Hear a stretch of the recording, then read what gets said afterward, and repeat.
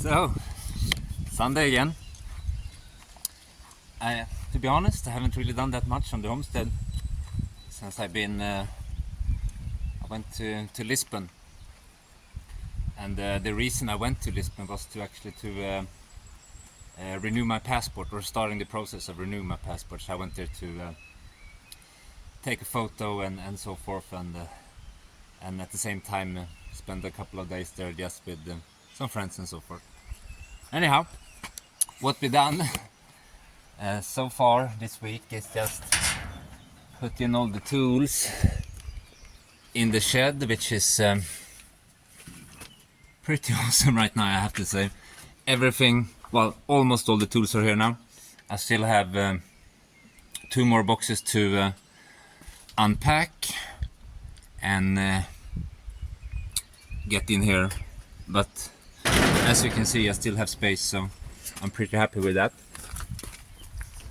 So I think the shed in its full, I'm very happy with the solution now. And now, as I said, the tools are in one place and I don't have to run around. Although I still have, as you see, like the compressor, it's not in there. I'm thinking I'm gonna put it here on that side, but first, of course, I need to put the door on there and build the back wall here, and also put the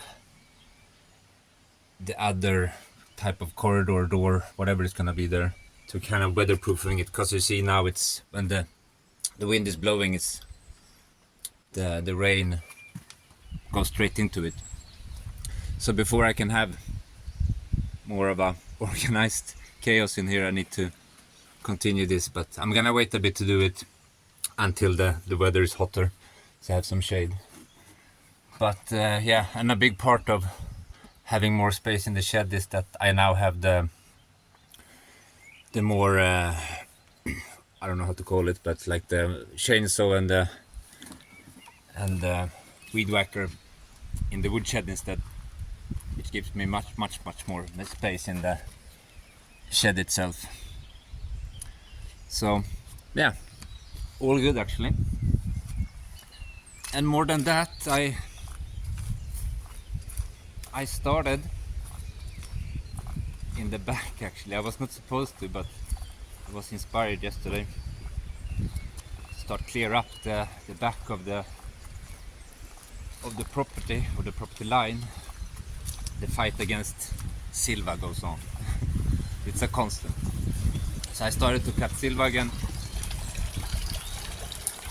like all this here,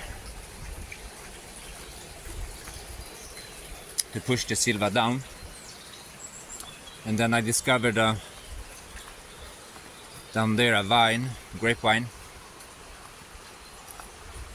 that's, well, it's grown into the tree actually. Oh, that's full. It's here. You can see it's grown faster in the tree. So I kinda just fished it out as far as I could. And then I'm gonna do some sort of, this was the plan actually for all along, to have some grapevines along the back of the property. And luckily we had one here to start with.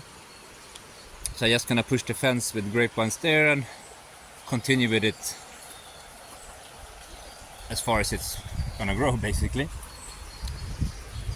And also while I was doing that, as you can see, I kind of cleared out a lot of the in-between trees. It's very crowded here, so open up the back a bit more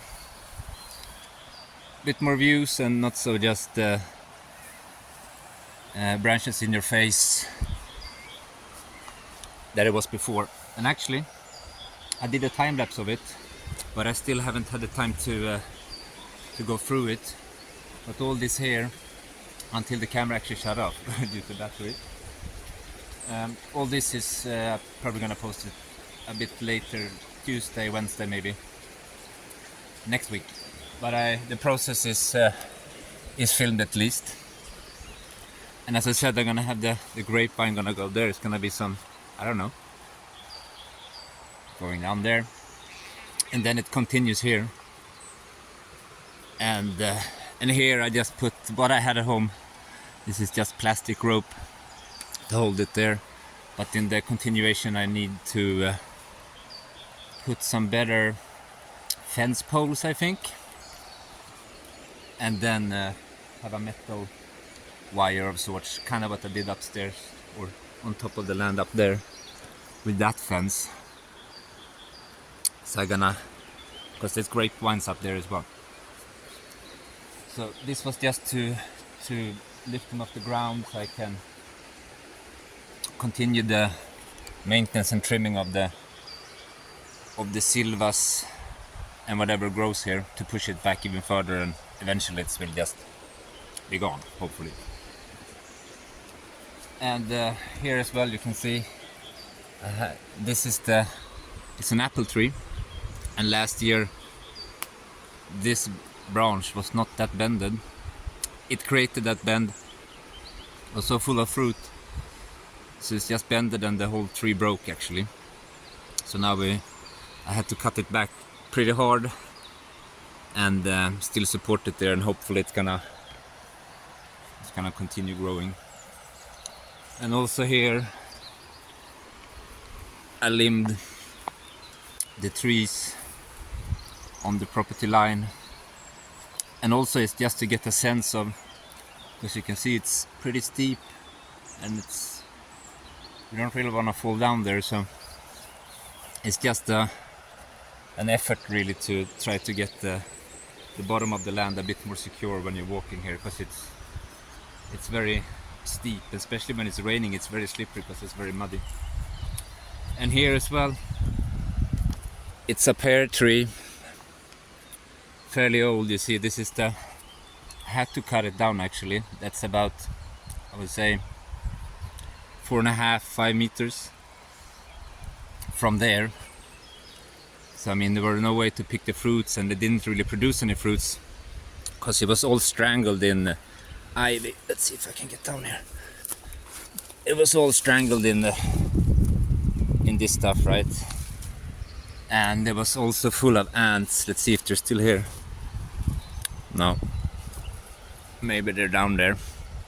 But as you can see, oh no, they're there. Yeah, the condition of this tree is not. Yeah, I'm not really sure if what is gonna happen to it, if it's gonna make it or not. But let's see. And I just kind of left that one because that was the parts that was still kind of okay of the tree. The rest was a bit, yeah, crowded and yeah, didn't look healthy. So let's see what happens, but I don't have really high hopes that it will continue or even produce fruits. Here's the gang. The Stevies and the Grafam. Stevies are brothers and sisters, and not far from here originally actually. Let's just continue, because since I cut here, I can show them the pond starting to take some sort of organic life of its own.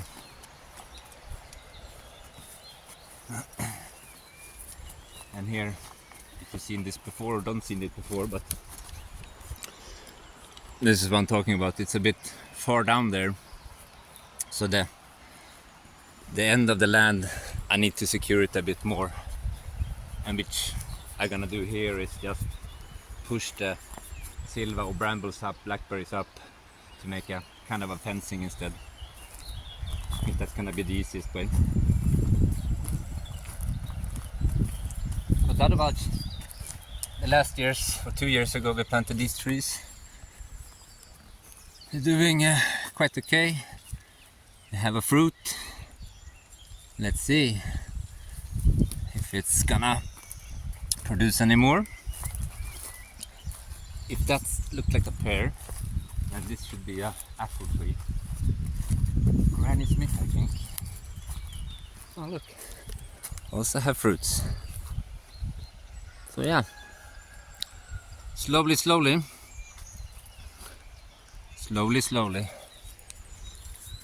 But yeah, and also as you can see, there's no longer any stinging nettles, and they're not really coming back that hard like they did last year. So I think they're starting to die out as this area is starting to dry out, I think. And it's gonna be easier. And the idea here is this is the going up to the top of the land, which is a rough path for now. And this is gonna be with stones, continue down, right? And then this path is hopefully gonna go all the way down to the end of the land, but it means that I need to start clearing back all these brambles, and it's a lot to maintain, and it's a bit much. So I think I'm gonna leave it for now and continue next year up here more. But yeah, let's have a look at the pond. It's just, I haven't done nothing, and it's whatever pond scum or whatever this is, and it's full of frogs and snakes and snails. So the wildlife here is pretty abundant. And also this grape, I think it's called, starting to grow. Well, there was a debate on it. Could also be, somebody said it could be water celery. I'm not 100% sure, but it smells like carrot, very much like the carrot. So if any of you have an idea, please let me know. And also this papyrus, I planted it was 3 weeks now ago, and it's still doing okay. And the chickens haven't been too helpful with the water ditch. It's been flowing since, which is great. So all this water is just the overflow from that tank that used to go just down here on the land and exit there. And now I just kind of trenched it up to just make use of the water instead of just pouring it over the edge. So here is just collecting up for the bottom of this terrace, which I'm thinking like the soil is always going to be moist here, and this is kale. And you can see it really didn't like the wind. So we have to see, maybe I have to replant the kale. But yeah, that water, it's now being used by many, like GoFundMe. Many animals actually, especially in the mornings.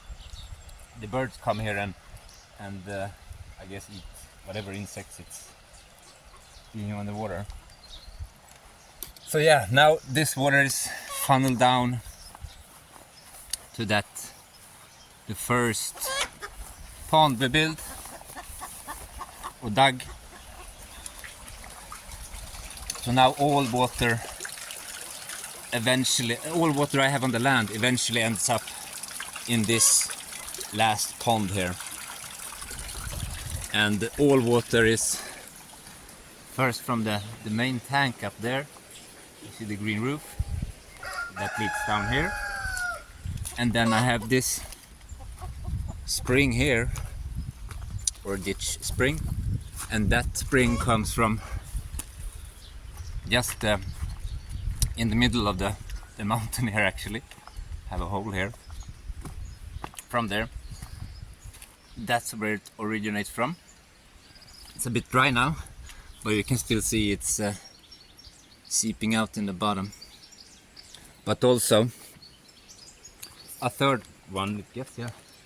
Here's a third one, and it just pours water, as you can see. And this one is is the last on the land that usually dries up in the summer. That's Jean-Luc, my rooster. One of my roosters. I have two actually. Jean-Luc and Catherine. Catherine the rooster. So yeah, oh no, I'm gonna show you the exciting actually. The artichoke starting to look really good. Let's see. And even the calla lilies are doing amazing here now. Starting to take shape, everything bouncing into its intended shape. And here is the artichokes. Look pretty healthy to me.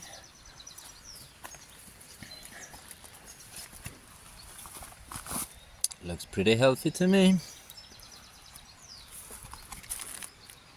Yeah. I mean, the plants are... We planted them at the same time, but obviously these ones get more sun exposure, I guess, and or just better bulbs. Not sure. But yeah, and the irises are doing... Irises, yeah. The irises are doing great up here as well. They're starting to establish good, and as many of you says, they're probably gonna propagate a lot, which I hope for. I'm hoping to fill up most of this space here all the way down there to where Stevie is laying. I need to go in the shade, it's a bit hot in the sun. So yeah, that's about... I haven't done that much this week on the homestead. Since I said, I've been in Lisbon having a bit of vacation, which was nice. So yeah, not that much happened here, but it was nice to have a bit of a break and not think about the homestead or take care of the animals, and just a small break. It was really nice.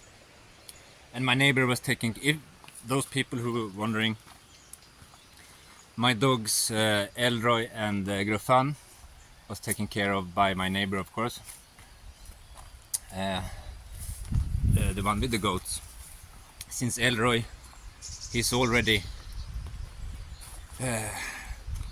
going with the goats with her or him every day. So we kind of have shared custody of Elroy. So it just made sense that I asked her if she could just take a look at Gruff and take care of him while I was away, which was no problem. And Gruffan seemed happy. He was a bit grumpy, of course. New people, she said, but they, in the end, they got used to each other. So yeah, Stevie. I think that might be it for this week. Actually, it's gonna be short since I don't have any real projects to share. But yeah, here, while we're here, down there where is where I did the fence line and so forth, and I'm gonna post the time-lapse of that as soon as I've done all the editing I can there. So finally then, I think I have to say thank you so much for all the comments and the shares and the likes and all that, and also in my recent effort to grow the channel a bit more, I also now on X posting the same videos that I post on YouTube. I'm gonna post on X and just see if I can get some more slightly more increase on growth on the channel from X, conversion rate from X to YouTube. But let's see. It's an effort at least, and hopefully it's gonna work. But we have to see. So yeah, I think that's it for me. I don't really have any more. So once again, thank you so much for watching, and thank you so much for sharing, liking and commenting. for commenting. It really helps everything grow, and thank you so much for everyone for helping me out on X as well, to signing up there. I had some problems with the link. I don't know why. it's prompting people to log in. I try to change, and I'm gonna continue researching and try to see what's the problem. So I'm now aware of the problem and I try to fix it. But for now, it's the best I can do. So, but yeah, thank you everybody for sharing and supporting. It's really helping to grow the channel. So yeah, thank you so much, and continue to enjoy your Sunday. Take care now. Bye bye.